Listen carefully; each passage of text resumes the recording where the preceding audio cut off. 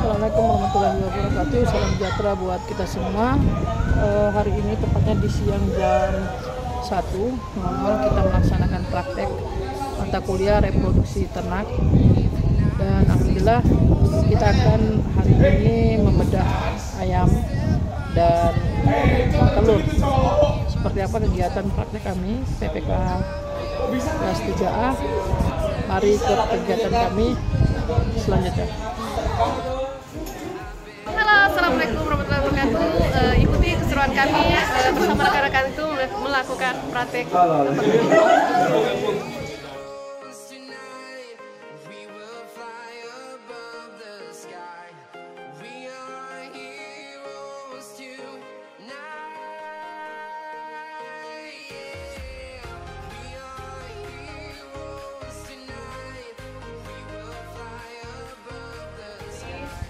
Sampai di luangka ini nanti diangkat sampai ke ginjalnya. Jadi ginjal nanti ada yang nempel-nempel di daerah lekuan dari tulang belakang. Kalau nanti dia betina berarti diambil ya.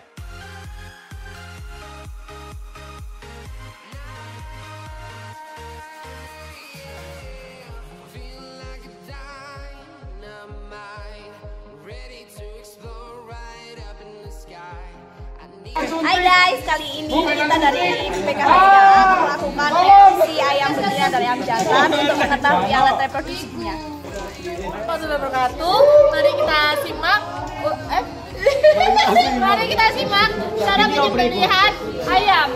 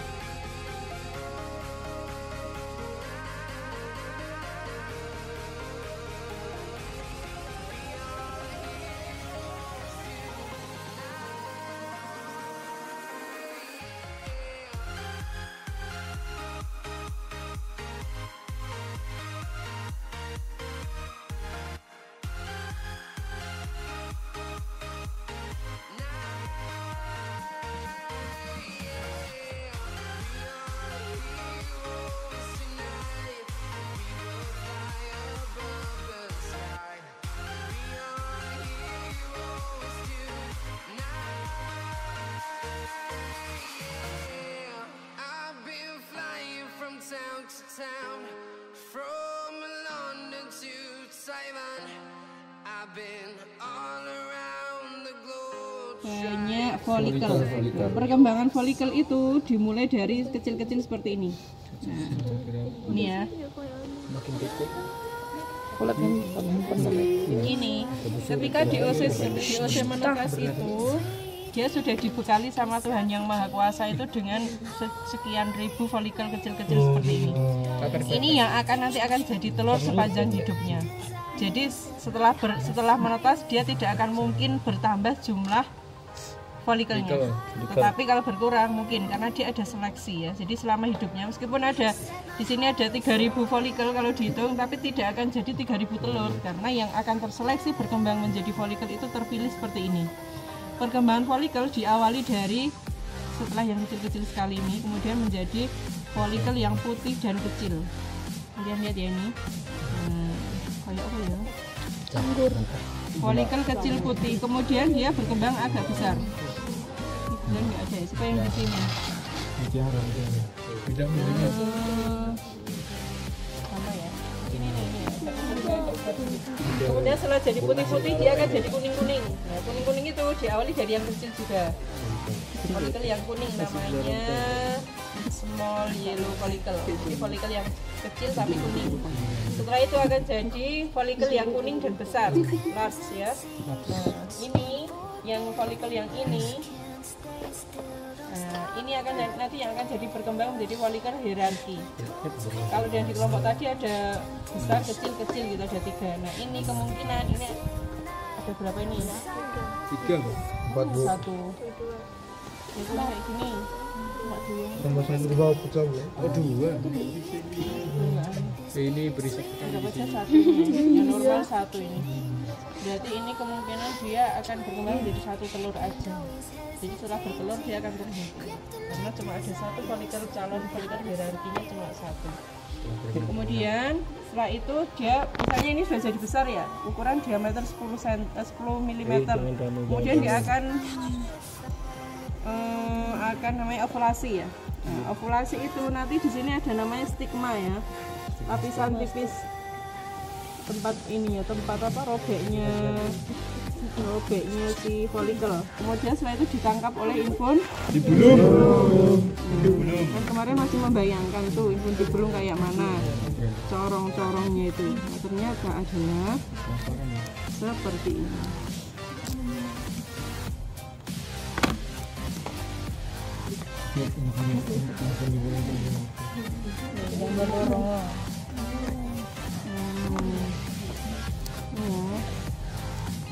Berbentuk corong. Ini kalau diangkat ini lubang ya. Ini ya. Ini. Ini tipis sekali ya, tapi dia lubang. Nih. Kalau saya bisa masuk ke jarinya, apa ujung ini. Nah, setelah itu ditangkap oleh infundibulum, kemudian kalau ada sperma dia akan fertilisasi di sini. Tempat fertilisasinya di infundibulum. Setelah itu pembentukan putih telur di berapa jam? 4 jam. 2,5 sampai 3 ya, 3-4an. Ambil konco dewe. Terus habis itu setelah pembentukan putih telur yang ini, kemudian pembentukan selaput ini. Ini ya, ini tipis putih loh. Nah, ini ada di ismus. Setelah itu berapa jam di ismus? 3 jam. 1 maksimal ya, 1 sampai 1,5 jam. Kemudian masuk ke apa ini? Sel gland atau uterus sama. Di sini berapa jam? 19 hingga 20. Nah, ini berarti pembentukan cangkang. Lama sekali ya. Oke. Kemudian setelah itu vagina, kemudian kloaka. Nah, yang tadi kalian lihat si kantong udara tadi kira-kira terbentuk di mana? Tebaran yang di terus. Kira-kira terbentuknya kantong udara itu setelah terbentuk apa aja? Setelah terbentuk abang dan ya, berarti dia menjelang akhir dari pembentukan cangkang mau menuju ke vagina, dia berputar-putar memposisikan ininya itu sambil membentuk cangkang, sambil membentuk kantong udara. Baru kemudian dia sesaat, bukan hanya beberapa menit sebelum dia akan oviposisi, dia menuju ke vagina. Kemudian dia ngenduk. Bukannya apa ini? Terus itu apa itu? Iya. Oh no. Apa ini? Ginjal itu ini. Ini yang ginjal tadi yang ada di lekuk-lekuknya tadi. Ini apa ini? Ini apa? Ada yang tahu? Oh no. Ini abnormalitas ini. Ini sebenarnya calon ini, tapi tidak normal ini. Nah, gagal. Gagalnya di mana? Harusnya kalau dia berkembang jadi besar itu kan kuning warnanya. Ini warnanya apa? Hitam. Kemungkinan ini ada kegagalan dalam deposisi lemak ke dalam folikel. Harusnya ketika ini ada fungsinya secara hormonal ya. Ketika dia mau berkembang menjadi dewasa itu organ-organ lain, hati dan lain itu dia bekerja sama untuk mensuplai ini agar menjadi folikel yang matang. Tapi ini rupanya ada kelainan sehingga tidak terbentuk, mungkin karena faktor usia dan lain-lain ya. Kalau yang ini adalah seperti ini, folikel yang sudah matang, pecah. Nah, ini sisanya. Namanya POF. post ovulasi follicle, POF. Ini ya. Jadi ini lapisannya ini. Ini kan kalau ovulasi dia tuh menyisakan lapisan luarnya ya. Jadi yang ovulasi masuk ke sini ke infundibulum itu hanya kuningnya aja. Sama ini ya. Infundibulum ya. Sekarang kita akan membuka bagian dalamnya. Mana yang rela akan dibuka? Yang ini ya? Ya Bu. Ini kabeh ya apa? Jantan kamu. Ini jantan. Ini habis ini jantannya ning ndi? Boleh berdina dua. Ada toh? Oke, kita akan buka ya. Kayak apa isinya lapisan dalamnya. Tapi ini bagus sih ya. Ini kan lubangnya. Pulas ini apa itu? Berarti di situ ujung. Kalau ndosok saya bawa benda tajam. Ujung. Iya.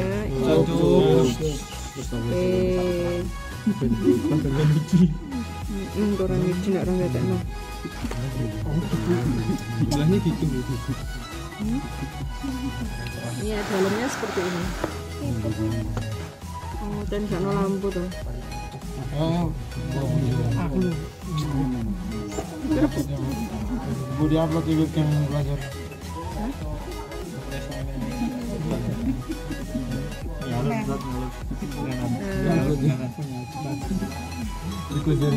Kenapa organ sesederhana ini, bukan sederhana sih, kelihatannya organ yang lemah seperti ini tapi mampu menghasilkan telur setiap hari. Gunting mana? Ada gunting kah? Saya gunting aja biar cepet. Pinjam gunting. Guntingnya hands tadi.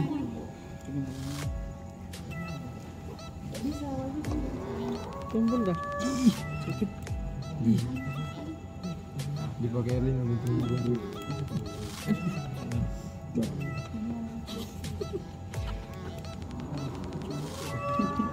Ayo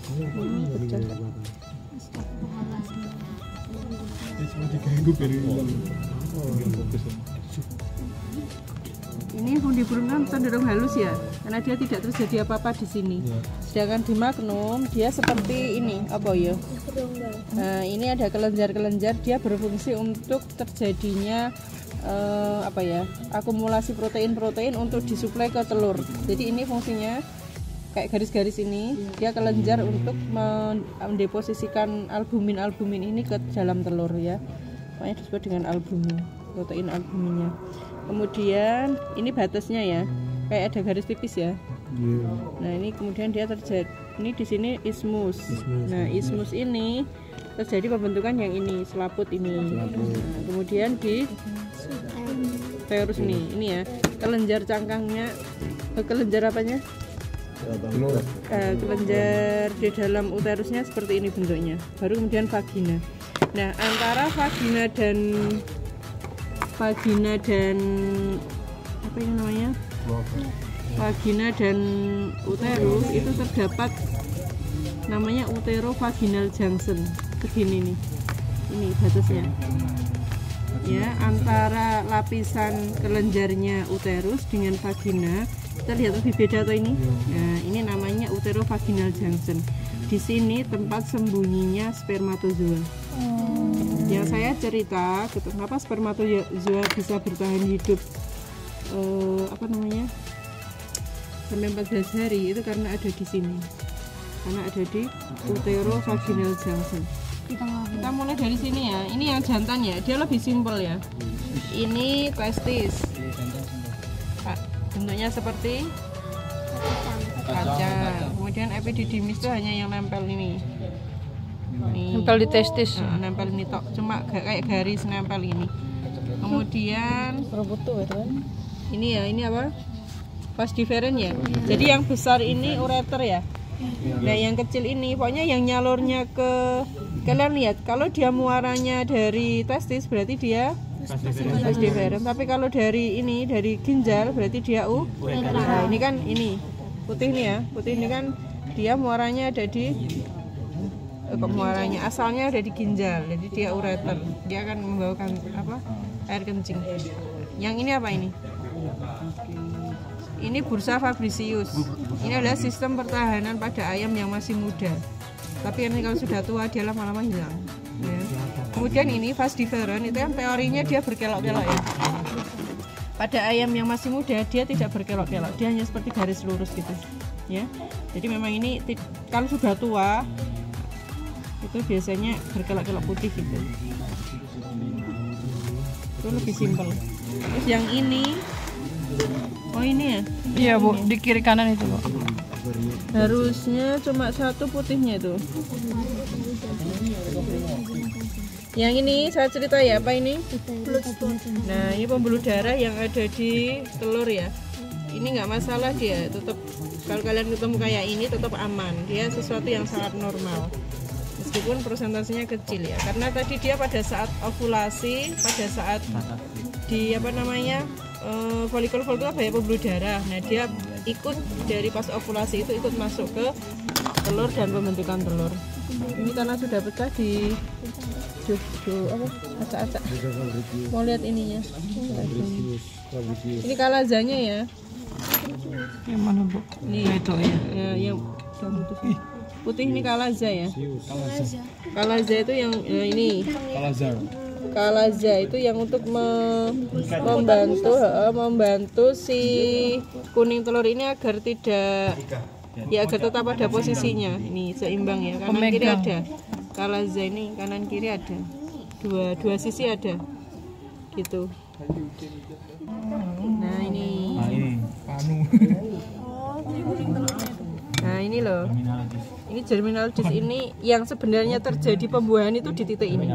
Jadi kalau ovum itu kan sel telur ya. Sel telurnya itu ada di dalam folikel. Nah, folikel itu ketika pecah, ya sekuning-kuningnya itu ikut masuk ke infundibulum. Tetapi yang dibuahi oleh spermatozoa itu hanya yang putih kecil ini. Spermatozoa itu tidak akan masuk di sini. Meskipun ini dia ikut dalam saat ovulasi.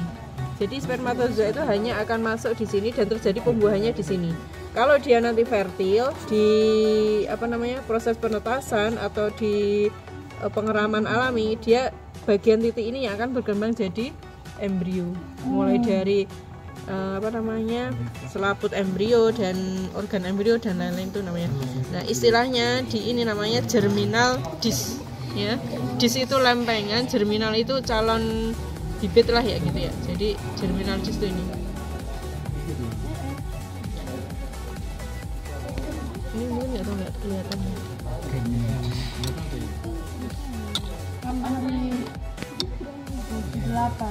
Kalazanya ada semua kanan kiri kok. Ini loh. Jadi nanti kalau pas kalian nyeplok telur, coba diperhatikan. Ketemu kayak gini tuh. Ya, siap. Ya paham ya? Oke. Sekarang organnya, alat-alatnya di ini punya siapa tadi ya? Kelompok 1. Mau 5 sama Organnya mau Alhamdulillah telah terlaksana praktek nekropsi pada ayam jantan dan betina. Semoga bermanfaat untuk kita semua. Wassalamualaikum warahmatullahi wabarakatuh. Selesai praktikum kita. Alhamdulillah, semoga apa yang sudah dipelajari hari ini bisa bermanfaat untuk kita semua. Terima kasih, sampai jumpa di video selanjutnya. Assalamualaikum.